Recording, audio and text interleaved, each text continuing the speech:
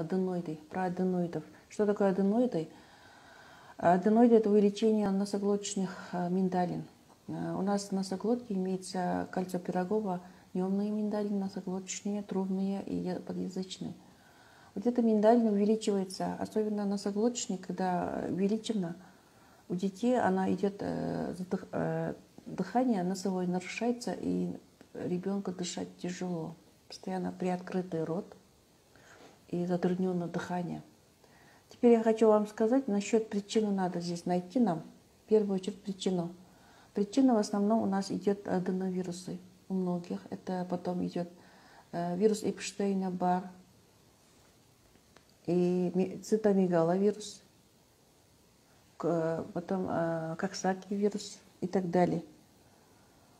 Насчет этих вирусов, смотрите, там еще много герпес вируса, цитомегала и стафилококков, стрептококки, стафилококки и так далее.